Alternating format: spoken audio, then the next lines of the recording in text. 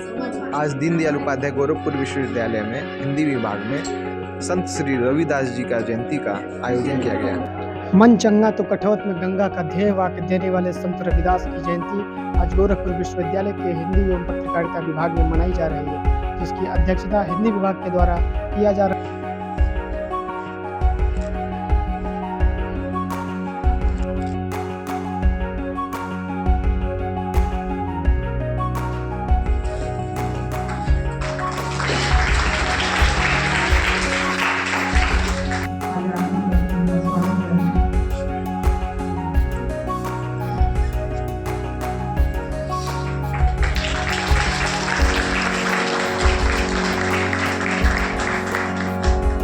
प्रभु जी तुम चंदन हम पाई, प्रभु जी तुम चंदन हम पानी। इस विश्वविद्यालय के परिसर में मैंने 10 साल बिताए हैं विद्यार्थी के रूप में, 20 साल बिताए हैं, 10 साल विद्यार्थी के रूप में और कुछ साल उसमें बेरोजगार के रूप में और 10 साल शोध वैज्ञानिक के रूप में।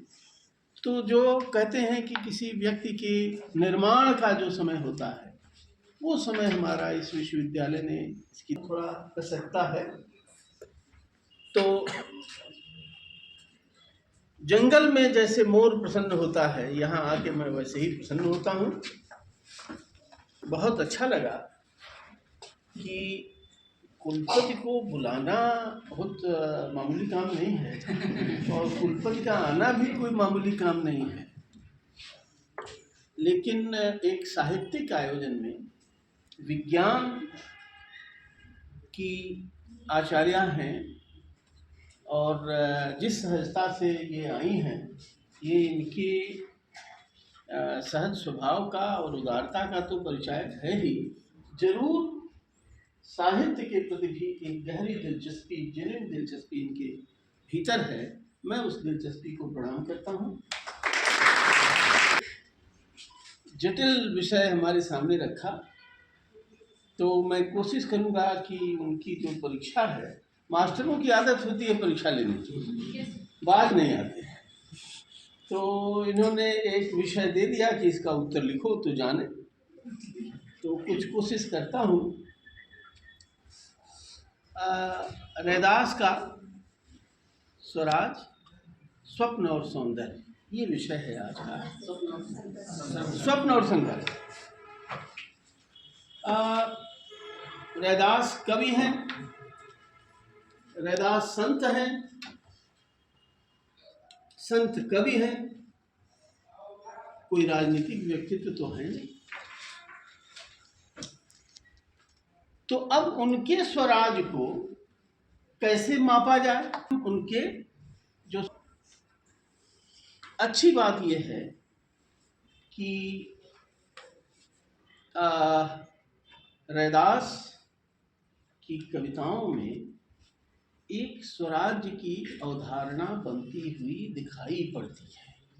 दोनों ही बहुत संवेदनशील होती है और औरों में भी संवेदनशीलता के भाव को बढ़ाती है।